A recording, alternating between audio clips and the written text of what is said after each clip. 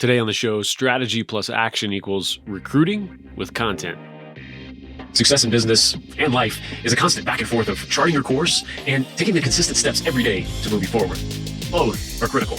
My guests on this show range from hardworking entrepreneurs starting from scratch to visionary leaders of cutting-edge companies looking to scale. I help you understand the strategies that are working for them and actions you can take to model their success. For me, a show like this is all about joining forces with my guests to dig deep and create something new for you.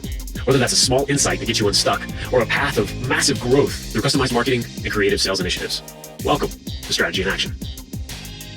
Julian Placino is on the show today.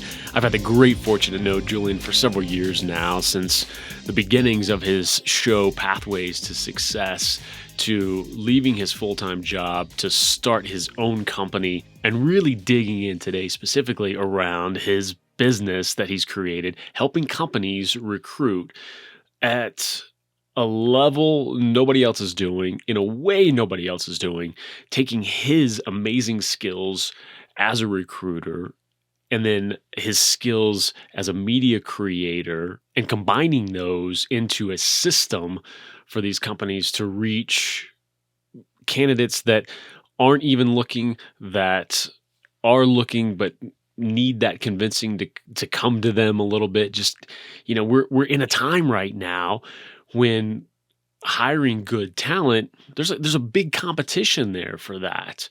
And companies need to not just have a great company culture, yada, yada, that we hear about a lot, right? They need to be able to show that candidate how their culture is different and what they really value, and do it in a way that's going to help that candidate make that quick decision. So I want to jump into this interview with Julian. We dig into his background quite a bit, but a whole lot around this new amazing offer and what he's doing for companies now. So let's dive in. How's it going, everybody? Welcome to episode 36 of Strategy in Action. And I say this a lot, but today I am crazy super excited about who I've brought to you for this show. Julian Placino, how are you, sir? I'm good, Jason. How are you? Thanks for having me on. Absolutely. I have the good fortune of knowing Julian and have for several years now. And so instead of, being stingy with this amazing person in my life, I thought I'd share it with the audience here. Love what you're doing, man. And we're gonna get into a lot of that. But I know, we've been catching up and chatting about creating content and really building a business around specifically content. We all hear that everywhere, video content's the next thing and you need to do it and blah, blah, blah. But it's just sort of, okay, how? And then especially as you dive into different industries. Julian is the host of Pathways to Success and has been for several years now. Great, phenomenal interview show. Started out audio-only podcast, evolved into full-scale video show, multi-camera, beautifully done. And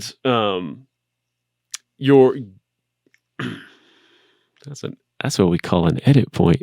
That's why Jason doesn't do live quite yet. He's learning how to do these interview things a little bit. One day he'll know what he's doing. So tell everybody, though, your background. Some folks may know you from the show, right? Because you've been doing that for a while now. What led to that, and what were you doing as you started that show and even before? So my professional background is technology recruiting for the past 16 years. So that has been my corporate discipline. So around 2016, as a passion project, I started my podcast, Pathways to Success. And that show completely transformed my life in very public and verifiable ways. So started in 2016. Now we're actually at episode 216, and the show's turned into a media company. So I know this show is about how to create a business out of media, and I think there's some important lessons that I could share along the way of how that happened. But as I continued to build my media business, I began to infuse all of these insights that I had with recruiting which is the current iteration of my company, which is a recruitment marketing firm, which is like the highest expression of all of the utilization of my skills, backgrounds, and capabilities. So I help companies compete for top talent using video, training, and digital strategy.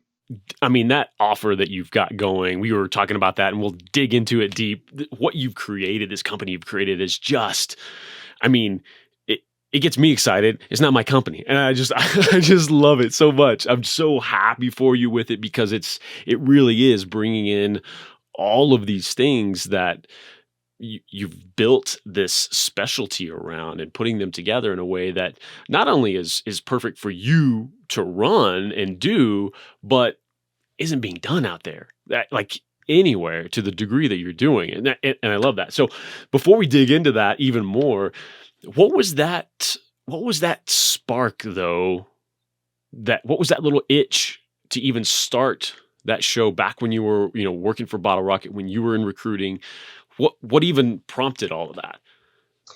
I love my background. I love Bottle Rocket. It was instrumental in a very demonstrable way in setting me on this entrepreneurial path. But the truth was, I was kind of in a frustrated place in my career because I've actually been very entrepreneurial. And I've tried network marketing, I've done real estate, I've done internet business, and all these kinds of things. And around 2016, I was actually getting burned out of trying to be entrepreneurial because I wasn't really achieving any kind of success. And it was But all the sort of like those things that you could do on the side, sort of while still having that full-time job, correct? Like during that time, so still trying to scratch that itch of entrepreneurialism while maintaining that full-time job. Yes, 100%. It's like I'm the king of the side hustle. I was always doing something on the side, trying to get my financial freedom through some type of entrepreneurial mechanism, right? But the podcast was the first time I actually did something entrepreneurial without any kind of expectations of success. I wanted to do it purely just because of the enjoyment out of it. And that's what brought you and me together. Do you remember that? It's like I started reaching out to people. It was Jason Osborne. I said, Yep. hey, who do you know who's started a podcast before? And that's how you and I became friends. And you showed me how to do it. And it turns out doing something that you love is the right kind of energy to develop competence and mastery over something. And as I continued to do the podcast, I started to gain these insights, build a personal brand, connect them to ways to deliver value within the marketplace, which ultimately allowed me to leave corporate America in March of 2019. Yeah. And I don't know how actionable this is for folks. And this is kind of why it's what I struggle with, is trying to communicate what you just talked about and what I've witnessed with you over the last few years is that, we hear follow your passion or do this and in all of that. And again, that's sort of something that's a little esoteric and just sort of out there. But there's something about feeling that itch, having that hunch, that gut level. There's just something here married to not having that defined outcome like you talked about, like, oh, I'm going to go start a podcast because then I'll make, $100,000 by the end of next year because I'm going to run, like some people go that way, but that combination of not going the other end of the spectrum and going, I just want to, hear my own voice. And I just want to, I don't know, it's kind of a podcast, just kind of every now and then I do it, that's the other end of the spectrum. And I don't think either of those are the right path, and certainly not the one you're describing, which is there's just this itch. There's something here, and it's going to lead me somewhere. And there's such power in taking that step and finding out, and then along the way too, though, making at least micro commitments that I'm going to do it for X amount of episodes or X amount of months or something, and see if there are some results. Because then you can go in and go, okay, what's the data I've collected from this? Is this leading me in a direction that I want to continue down or not? And it seemed like you had a lot of those little points, like following that gut. And there's like, oh, wow, this came from the show, so let me continue down this path, right? Yeah, I think what would be most valuable for your audience would be to talk about the contact points of when did having a podcast and a personal brand actually begin to sort of monetize like that bridge. But the thing that first started this, Jason, was a place of frustration. Truly, it's just I wanted to do it because I was frustrated with my career and I wanted to do something that fed my soul. But throughout that process, it was the right kind of energy to get good at this particular thing, right? So when I first started the podcast, I had no one to interview. I interviewed my sister, I interviewed my best friend, you know what I'm saying? But it's like I started to realize that I loved the process and I was getting good at it and people could see it in the content, right? And because of that, that really began to expand my network. So around episode 100, really, I had a listener reach out to me and say, "Hey, Julian, how did you build your personal brand?" And for me, I was like, personal brand? What does that even mean? Don't you have to be Beyonce to have a personal brand? But what this individual was referring to was all of this stuff that I created, this social footprint. It became a way for people to get to know who I was, what I cared about, and how I could help them without me having to say it myself. You see, I saw creating content as reputation passive income. I create a piece of content once and it pays me over the lifetime in the form of social equity. So, what are the benefits of having a personal brand? Number one, it's increased access to people. Whenever I reach out to people who engage with me first, they always respond. So, increased access to people gives you increased access to opportunity. Second is trust, credibility, and authority. And everyone knows that people like to work with, buy from, and hire people they know, like, and trust. And lastly, you begin to expand your network by way of a social following. And I have learned a social following has nothing to do with vanity metrics, but everything to do with building a communication channel of people who know, like, and trust you. So I became, by doing something that I loved, a recruiter who built a personal brand, and it was meaningful differentiation. So my first business that allowed me to leave was teaching recruiting companies how to build a personal brand. That's how I was able to monetize the insights I gained from the podcast. Does that make sense? Absolutely. Yeah, and taking that first step, and there's, again, I want everybody listening to understand and pick up on a couple of these things, like, episode 100. It's when some light bulbs went off, and I'm sure there were plenty of little micro, benefits along the way, and insights and things that happened along the way. But something big shifted at episode 100, and that just speaks to the consistency that honestly, I've watched you have over these years, which is just phenomenal and really makes a huge difference. So what was that first? So when you were taking recruiting as, I'm going to train recruiters, I'm assuming, like, to have a personal brand and reach out to folks. Is that correct? Yeah. So how did I make that first dollar, right? That's always important to talk about. Like, how did you create that first monetization? What were the steps? What actually happened, right? Hmm. So my personal brand bled over to LinkedIn. That's actually where I have the most of my social following, right? So I started creating these videos to help other recruiters. And the first video that I made was how to make a cold call.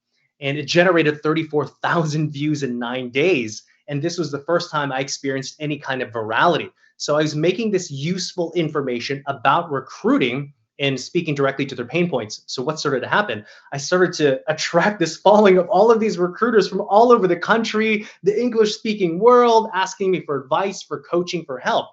And I saw the consistency of everyone kept having the same problems, right? So what did I do? I turned all those like training pain points into a product, and then I sold it into the market. You see, my personal brand and my following informed me of pain points of a product that I could create. And I called it insider secrets to winning business and staffing, right? And that's how I acquired my first two corporate clients. And I side hustled that while I was working at Bottle Rocket. And within 6 months of side hustling that, teaching that particular curriculum, I was able to secure a six-figure contract with one of my clients and be able to exit working full time and go full time into my company. And that, since then, as you have seen, has turned into different things. So that's how I did it. Yeah, and that's exactly what to grab onto, right? Is that you weren't sitting in a room going, "What should I sell?" Right? Like, you were taking in data while being active in that personal brand kind of things, creating content. What am I good at? What can I help people with? Putting that out there, and then paying attention, right? And seeing that, oh, wow, something's really clicked here. There must be a pain point out there. I know how to solve that. Let me let me see if somebody will pay to solve that. And then going Mhm. down that path. And it sounds very simple. And it sounds like, well, yeah, that's what you should do. But way too many of us do well, let me sit in the room. I don't want to start a show yet until I know like what I'm selling. And then let me think about a cool idea, and we sit there in the dark room for way too long thinking up stuff that maybe somebody doesn't even want. Yeah, you cannot create in a vacuum, especially when you're making something out of nothing. You have to be around and engage with your prospective customers to understand what exactly is it that they're looking for, right? Because when I was getting all that feedback from LinkedIn about like the market telling me what are the training pain points, I was only assuming that I could monetize that, right? But I took this and I started to meet with the CEOs of these staffing firms and said, "Hey, do you have these problems?" And number one, they validated it, right? And then I said, "Okay, cool. So if I created a training product that could help you achieve these particular outcomes based on these needs, what would you pay me to do that?" Right? And then we just worked out a price, and there you go. And I sold it once, and that became my market rate, right? That I could do it again. And if you sell and meet the needs of one particular customer, that represents a market, because that's not the only one having that issue, right? So Mark Cuban, he always says it. He says you just have to be right once. But when you're right that one time, you establish a market value, you start to get a sense of who your customer is, and then as you continue to deliver, you build a better and superior product. That's strong. I love it. So speaking of superior products, I want to dig into what you're doing for folks right now. If you can take us through what this all encompassing 8 years in the making, as you mentioned, product and offering that you've got going on right now, because it's really strong, and it is amazing to see all of your experience on the recruiting side of things, all your experience now on the media side of things, and bringing those things together in just a unique, amazing way. Yeah, so I have a recruitment marketing consultancy that helps companies compete for the best talent in the marketplace. And I do it through video, training, and digital strategy. So, on the video piece, we create a bank of video content that sells the employer brand and becomes an arsenal for their internal recruiters and employees to share content and generate conversations with prospective candidates. That's one. Cool. On So the I've training seen side, that. I'm going to interrupt you just for clarity sure, for sure, go everybody.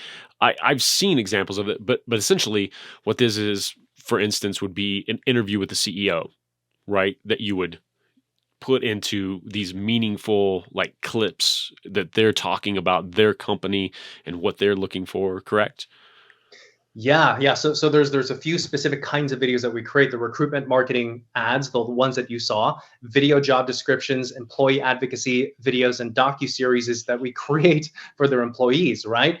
So yes, that's how it first originally started, were these interviews that I was having on the podcast, right? But every time I'd have a leader come on the show, they were ultimately talking about how great their company was because they're trying to attract talent. Well, I saw that we could take little snippets of that and turn them into ads, right? And that was the seed of this company here, because we could create that content and then acquire distribution and stick it in front of prospective candidates. So that's the first thing we do, is you create a bank of video content that a company can use to attract candidates and become an arsenal to proactively generate conversations with candidates. That's the first piece. And the second piece is training. So I come in and I train a company's employee base basic recruiting skills and personal branding tactics. So, basic recruiting skills to teach their employees how to reach out to candidates in their network, how to have conversations, and ultimately tee up referrals internally for recruiting. Personal branding tactics to help them increase their social influence on LinkedIn for the purpose of recruiting. It's about galvanizing an entire organization and building a recruiting culture. So that's what I do on the training front. And lastly is the digital strategy. As you and I discussed, it's one thing to create good content, but now you got to get the people you want to see it. You have to get it in front of them, right? So I designed a digital strategy that capitalizes on the corporate channels and also employee channels, and I have both paid and also organic strategies. That's strong. So that training you're going in, you're basically now creating an entire company of potential recruiters at that point, right? Right, exactly. And the thing is that we don't need them to do full on recruiting. We just need to give them, we need to teach them how to open up conversations and then tee them up to recruiting so recruiting can run with it. It's about generating referrals through the existing networks that your company has. And in that little clip that I showed you, every company has these hidden referrals that exist within their employees network, but this is a way of bringing recruiting to the forefront, raising awareness, and now teaching your employees skills on how they can reach out to candidates in their network. Because the fact of the matter is this: everyone wins when a company is fully staffed, and that's the truth. Yeah. And so these are some really important distinctions that I even didn't pick up on the first time through, which is really strong here. So number one, empowering those employees to be able to refer folks is because they're able to reach their buddy who's, down the street or in a different state or whatever it is that isn't even looking, right? They're not even looking to go somewhere else, but they have that influence with that person. If you armed them with the tools of how to reach out, why this is a good fit, and that a recruiter wouldn't even get to because that friend's not looking. So you've got that piece, which crazy strong. But then in my mind, as I hear that, I stand in the recruiters, internal recruiters and external of these companies and go like, hold on, that's my job. What are you Mhm. doing, man? But then what's really, again, strong in that distinction that I didn't pick up the first time was this is a referral. This is to just reach that candidate. The employee, I'm assuming, can be rewarded for that referral aspect in some way, but then it still goes to the recruiter, right? For The them to way this bring that works for person in. 100%. So the biggest pain point that recruiters have is lead gen, filling the top of the line funnel, right? For candidates for them to reach out to. This is a way of turning the entire company into digital sourcers for that recruiter. High quality referrals that come from the existing network, right? So, like what you mentioned, what employees have is access because it is their best friend, because it is their previous boss. They can reach out and they'll get a response because it's a crazy candidate market right now. Just even having the title recruiter on your LinkedIn profile will cause top talent to throw their hands up because it's like everyone is being reached out to right now from recruiters. But if you work in through the network and be intentional about that process, I'm telling you, it increases your access. Access gives you speed, and good engineers know other good engineers. Good salespeople know other good salespeople. So you're getting speed, access, and quality by implementing this strategy. So walk me through too. I want to finish out on that digital strategy a little bit too, because there's some little pieces in there that are crazy strong. Mhm. Um, but also walk me through you know, a scenario. You walk into to Acme, whoever, right? Acme Digital. You're walking into there and you're gonna do this for them. What is that process? What's that timeline? Yeah, so the first step in the process of any engagement is the EVP discovery. EVP stands for Employment Value Proposition. So in sales and marketing, we have the USP, Unique Selling Proposition, but in recruiting, we have the EVP, Employment Value Proposition. We can't just start creating content arbitrarily. It has to be based on the uniqueness of the company, right? So I conduct 3 discovery sessions with their executive, stakeholders, and talent leaders, most tenured employees, and least tenured employees. And I interview them as far as what are the most compelling reasons why somebody should come work for this organization. What I get from that conversation is a triad of perspective, and I look for the overlap to see what are these intersecting points that everyone finds value in that company, right? So once I have kind of that EVP report, we'll create a type form survey, send it out to the rest of the company to validate or update that EVP.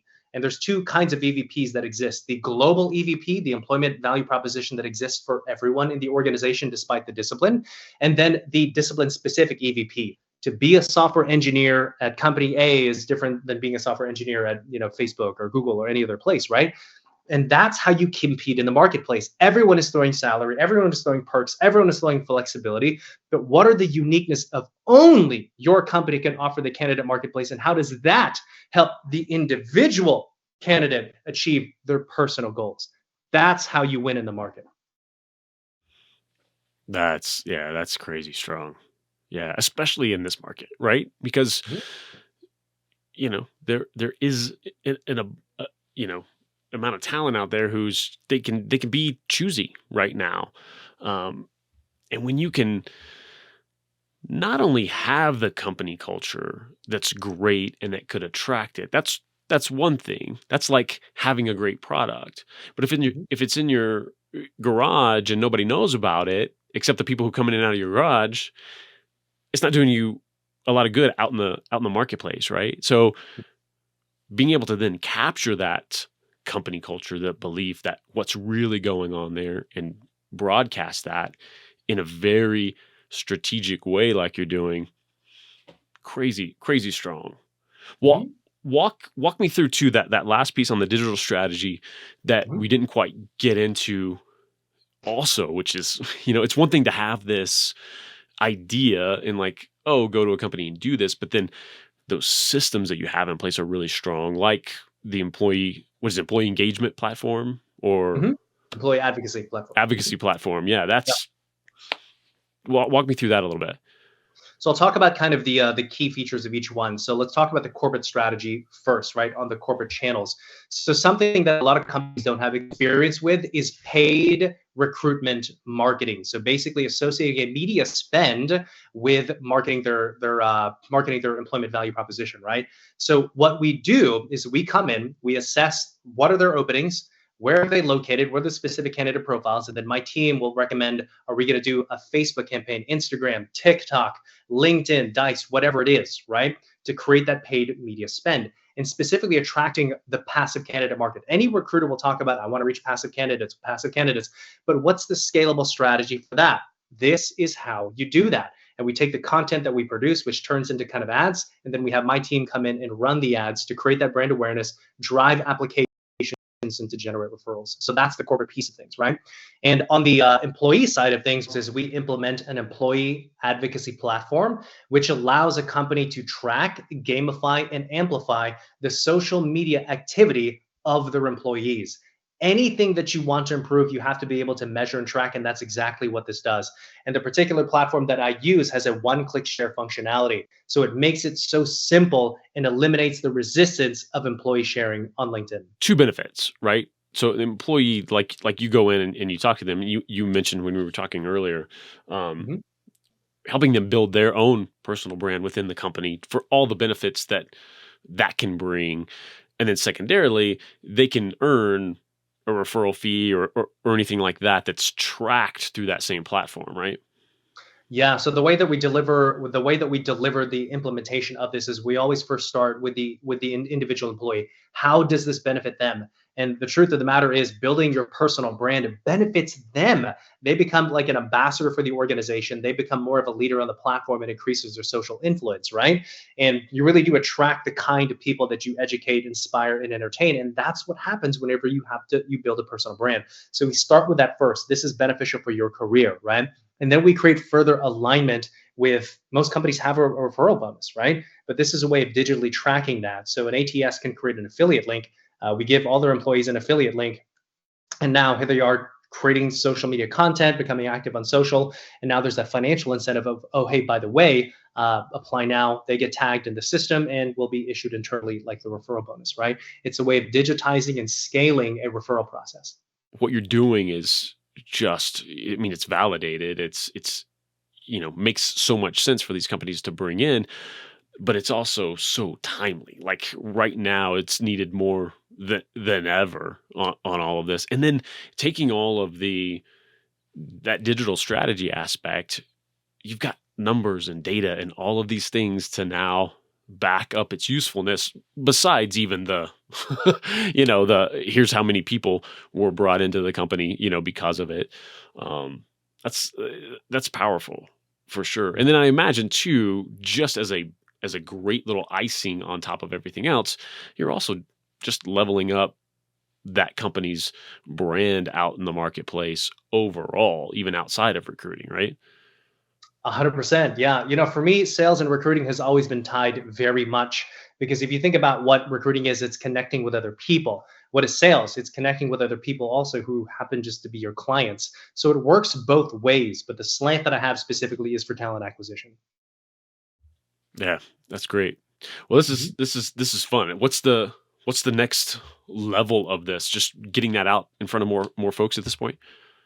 Yeah, so right now I work with tech companies, so between 50 to 350 employees, specifically in technology. I'm working here in the Dallas area, but I'm able to virtualize aspects of my training as well. But yeah, so that's the piece of it, and eventually it looks like very soon already I'm having to start to hire to be able to remove myself from the business, because if you look at what it is that I'm creating, it's sort of an agency model.